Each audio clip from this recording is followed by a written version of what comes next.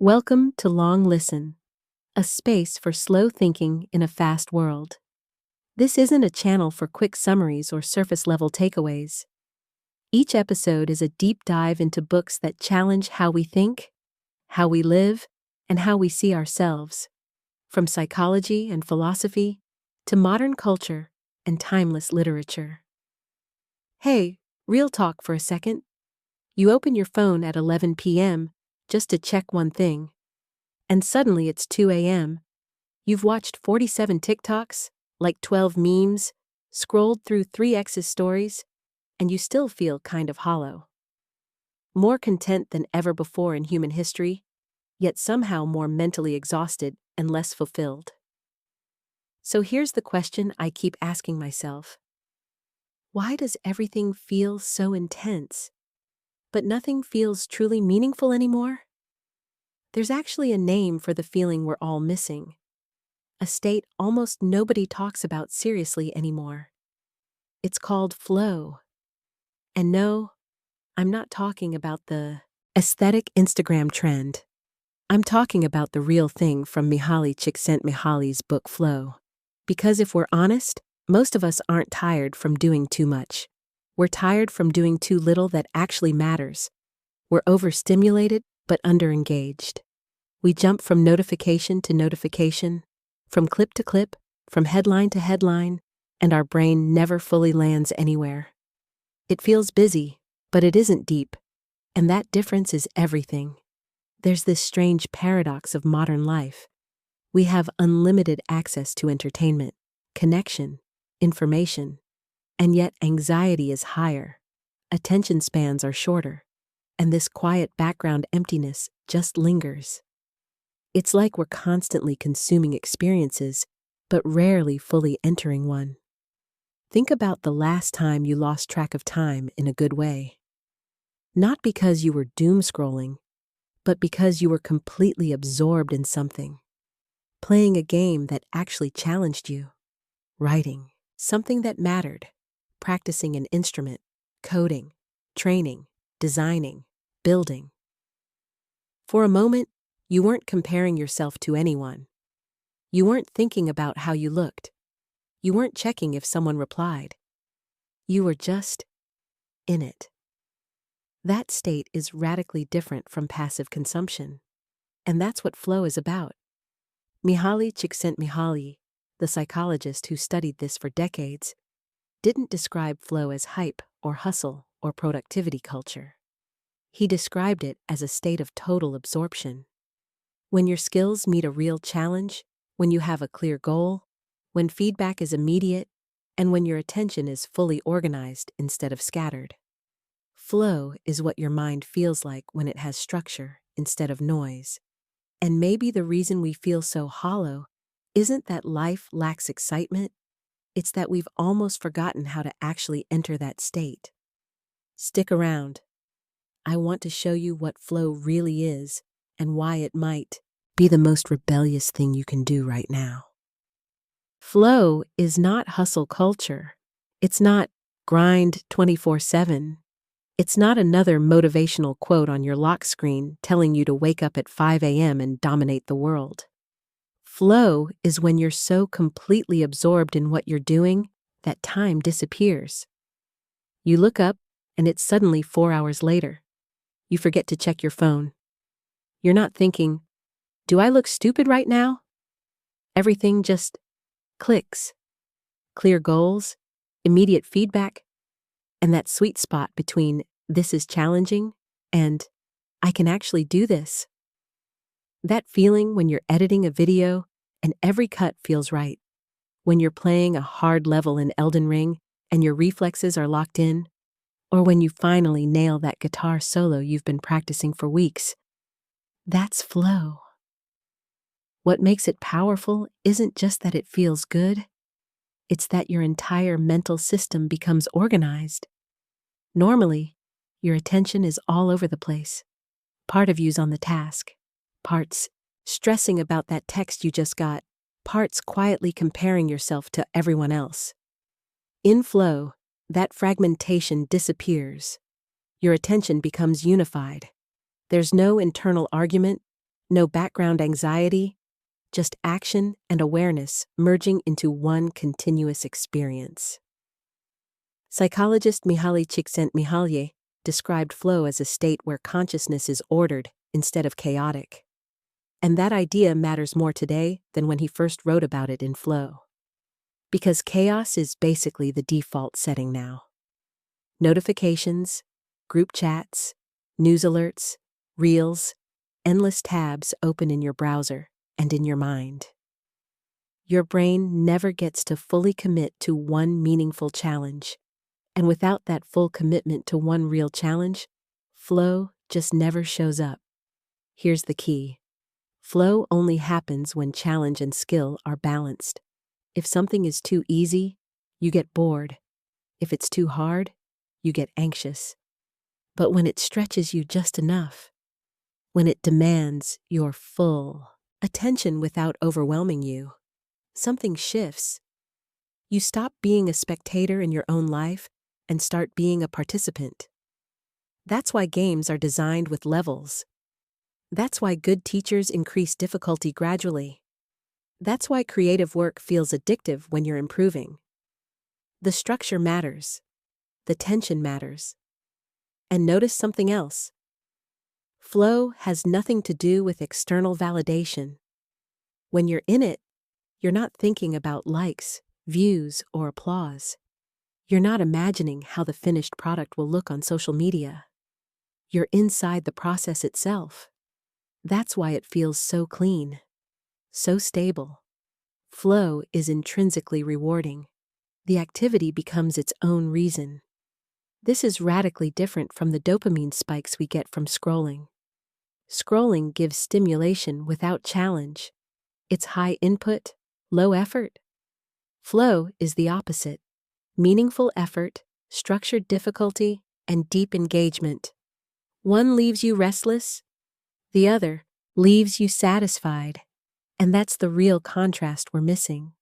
Not productivity versus laziness, but distraction versus absorption. Your brain was never wired for infinite scroll, 3-second dopamine hits, and 47 notifications an hour. It wasn't designed to process a constant stream of novelty with no effort required. For most of human history, attention was tied to survival. Hunting, building, learning, navigating social hierarchies in small tribes. Attention had weight. It had consequences.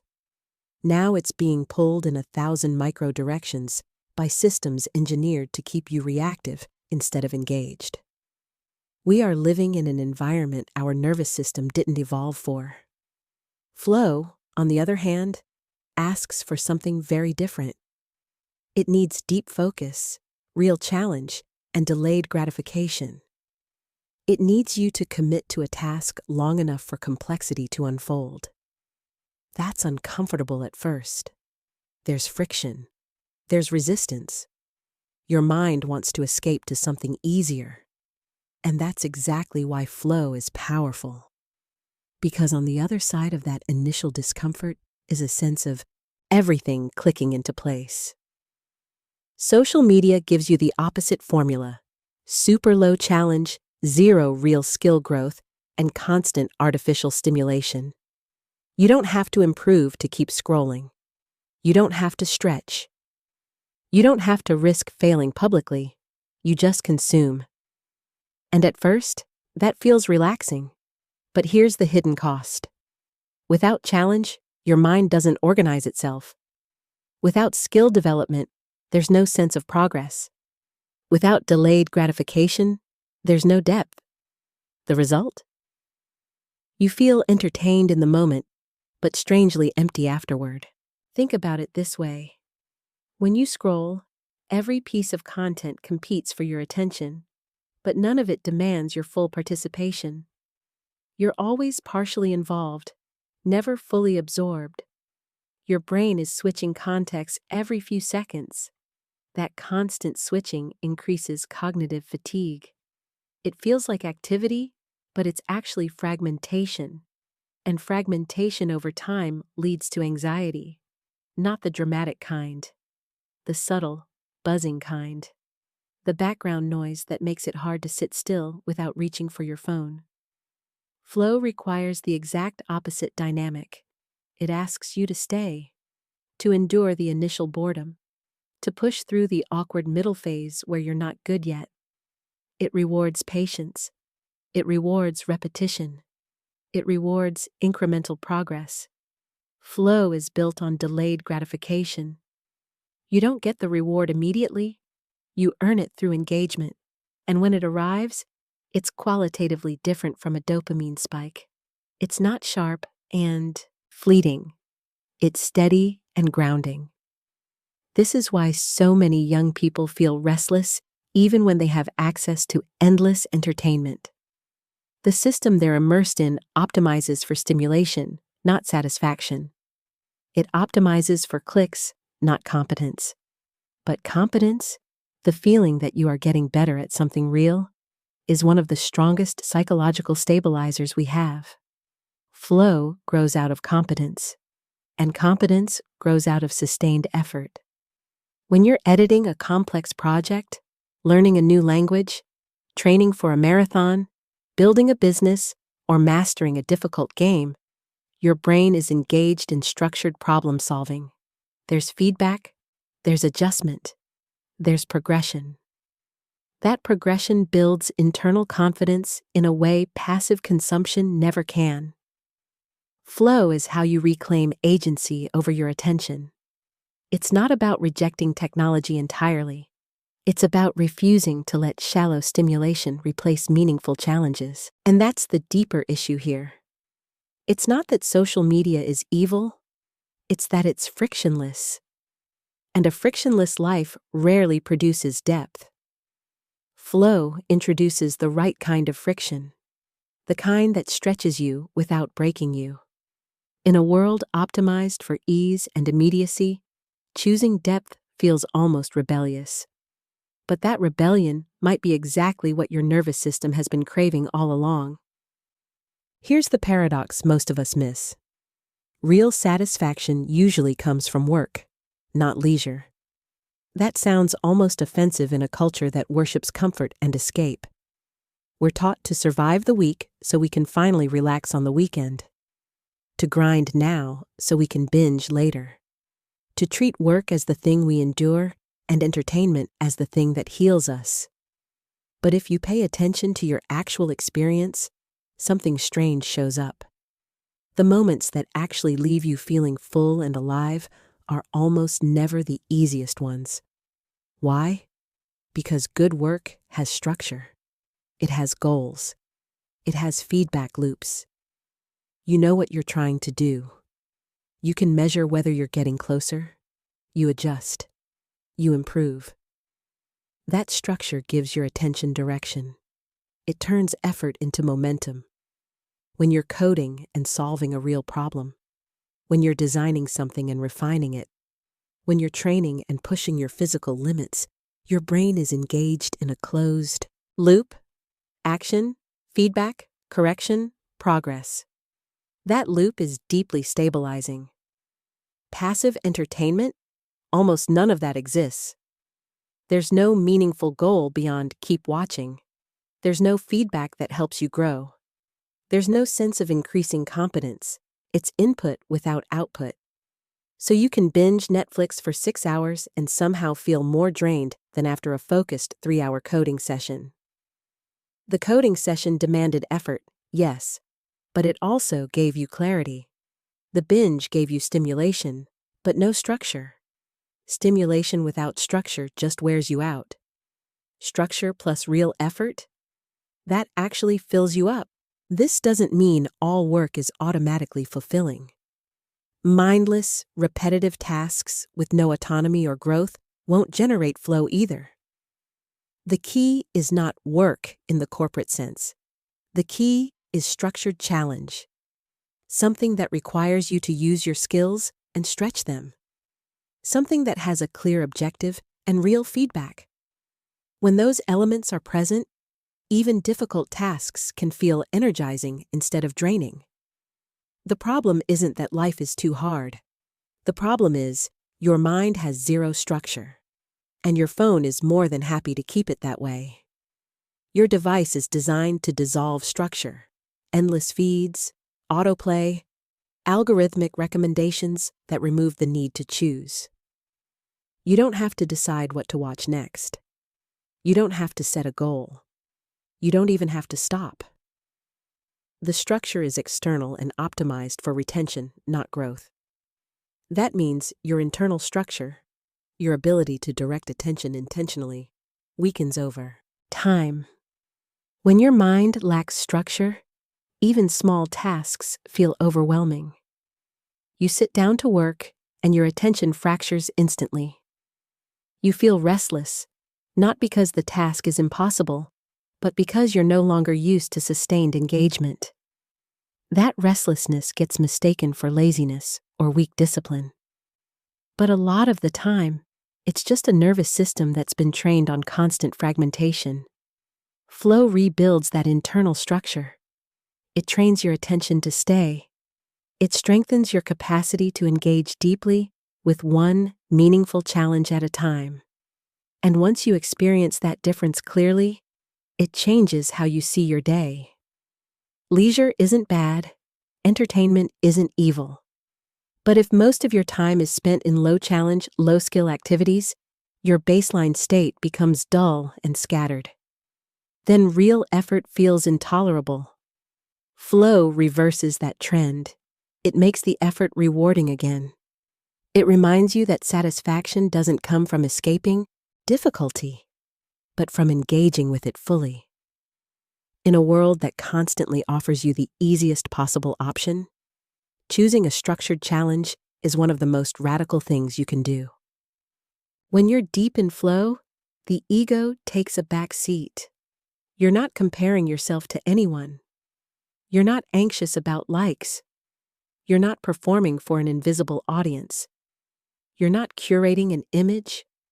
You're not thinking about how this moment will look from the outside. You're just inside it, fully, quietly, completely. And that shift is more powerful than most people realize.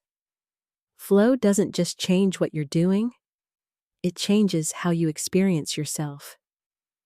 Think about how often your default mental state revolves around evaluation. Am I doing enough? Am I successful enough? Do I look good in this photo? Am I falling behind? Social media amplifies this loop constantly. Every scroll is a comparison opportunity. Every post is a metric. Every story is a subtle scoreboard. Even when you're not consciously comparing, your brain is tracking status signals. Who's traveling? Who's dating? Who's earning? Who's building? The algorithm doesn't just show you content. It shows you curated versions of other lives, and your nervous system reacts accordingly. Meanwhile, every time you open Instagram or TikTok, your brain snaps back into self-evaluation mode. That quiet loop of, am I enough?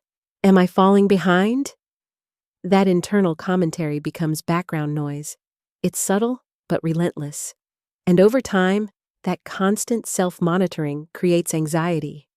Because when your attention is divided between doing something and evaluating how you're doing it, you can never fully relax into the experience.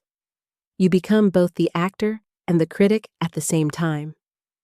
Flow interrupts that dynamic. When you're fully absorbed in a task, writing, coding, designing, training, solving, building, there's no space for the critic. Your attention is occupied. The internal narrator quiets down because it has nothing to comment on. You're not performing for anyone. You're not imagining how this moment will be judged. You're just engaged. That absence of self-consciousness feels incredibly freeing. It's not that your identity disappears. It finally feels solid and real. And here's something subtle but important. Flow doesn't inflate your ego. It dissolves it temporarily. You don't feel superior. You don't feel inferior. You just feel aligned. Action and awareness merge. There's no extra layer of commentary. That's why athletes describe being in the zone. That's why artists lose track of time while creating. That's why gamers forget to check their phones mid-match. The mind is no longer split between doing and evaluating. It's unified. That unity is psychologically restorative. Contrast that with the performative layer that sits on top of so much of modern life. Even hobbies can become content. Even workouts can become posts. Even reading a book can become a story update. When every activity is potentially public, it subtly shifts from experience to performance. And performance keeps the ego active. It keeps the comparison alive. It keeps the evaluation loop running. Flow is one of the few experiences that actually quiets that voice. It doesn't just make you productive, it makes you feel more like yourself. Not the curated version, not the optimized version, not the filtered version. The version that exists when you're deeply engaged in something meaningful. That's why flow often feels grounding, stable, clean. It reminds you what it's like to exist without constantly measuring your worth. In a culture built on visibility and metrics, that might be the rarest thing of all. An experience where you're not trying to be seen, but simply being. And that's exactly why it feels so powerful. Not because it boosts your output, but because it reconnects you with a version of yourself that isn't defined by comparison. There's one idea from Mihaly Csikszentmihalyi that almost no one talks about. And honestly, it might be the most powerful one for our generation. He called it the autotelic personality. It sounds technical, but it's actually simple. An autotelic personality basically means you're the kind of person who can turn literally anything into a challenge worth doing. Even when no one is watching and there's no reward. The activity becomes its own purpose. You don't need applause. You don't need a deadline. You don't need external pressure. You generate engagement from the inside. Think about how different that is from the default mindset today. Most of us wait to feel motivated. We wait for the right mood. We wait for urgency. We wait for someone to care. But an autotelic person doesn't wait. They create structure wherever they are. Stuck in a boring lecture? Turn it into a game of how many genuinely useful notes you can take in 20 minutes. Waiting for the train? Challenge yourself to write one paragraph of that idea you've been avoiding. Bored at 2 a.m.? Instead of scrolling, try learning one new chord on guitar. The situation doesn't change, your relationship to it does. That shift is psychological freedom, because now your environment doesn't fully control your mental state. You're not dependent on perfect conditions to feel engaged. You don't need constant novelty. You don't need artificial stimulation. You can extract depth from ordinary moments, and that ability compounds over time. The more you practice turning situations into meaningful challenges, the easier it becomes to enter flow. What makes this powerful is that it breaks the motivation trap. Motivation is unstable. It rises and falls with mood, sleep, stress, and external validation. If you rely on it, you'll only engage deeply when you feel like it. But flow doesn't require hype. It requires structure and challenge. And an autotelic mindset means you can build that structure yourself. You stop asking, "Do I feel motivated?" and start asking, "How can I make this interesting?" That question alone changes everything. Suddenly, a workout isn't just exercise. It's a measurable progression. Reading isn't passive consumption. It's skill building. Even cleaning your room can become a timed efficiency challenge. This isn't about gamifying your entire life in a superficial way. It's about training your attention to seek depth instead of distraction. It's about building the habit of engagement. In a world that constantly offers you escape, being able to generate your own challenge is rare, and rare skills are powerful. Because once you realize you can create flow intentionally, You don't feel as trapped by boredom or circumstance. You don't feel as dependent on external entertainment. You become less reactive and more deliberate. That's real autonomy. Not just financial independence, not just freedom of schedule, but freedom over your own attention. And that's the quiet superpower here. You don't need to wait for the perfect project, the perfect job, or the perfect environment to feel alive. You can start with whatever is in front of you. The skill isn't finding exciting situations. The skill is learning how to turn ordinary ones into something worth your full attention. So let me make this practical. Not in a 10 hacks to optimize your life way, just 3 things I actually do. Simple, boring, effective. First, ruthlessly remove artificial stimulation. Notifications off, phone in another room, no music with lyrics while working. If I'm trying to enter flow, I treat attention like a scarce resource, because it is. Every buzz, every banner, every random check fractures momentum. And momentum is everything. Flow doesn't survive interruptions. You can't half-focus your way into deep absorption. So I make it physically harder to distract myself. The friction helps. If my phone is in another room, I have to stand up to get it. That tiny barrier protects hours of focus. Second, deliberately choose hard things, not impossible things, not ego-crushing tasks, just challenges that stretch me slightly beyond my current comfort zone. Easy dopamine is everywhere. Hard progress is not. So instead of defaulting to something effortless, I ask, what would actually move the needle here? What requires skill? What forces me to improve? Flow lives in that narrow space between boredom and anxiety. Too easy and I drift. Too hard and I shut down. The sweet spot is where growth happens. Third, make progress visible. A simple notebook, a Notion page, even a wall chart, something tangible. When you can see the streak, pages written, workouts completed, hours practiced, it changes your relationship with effort. You're no longer guessing if you're improving. You can see it. And seeing progress builds momentum. Momentum builds confidence.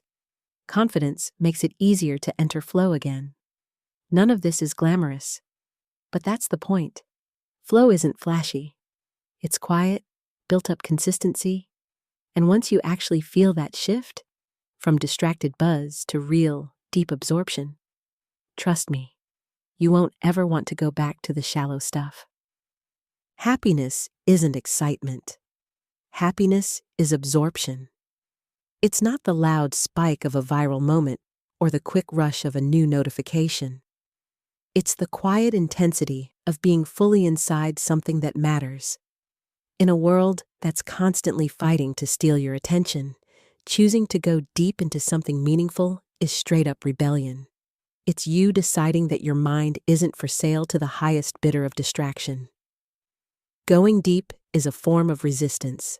So this week, chase one real flow moment. It doesn't have to be impressive.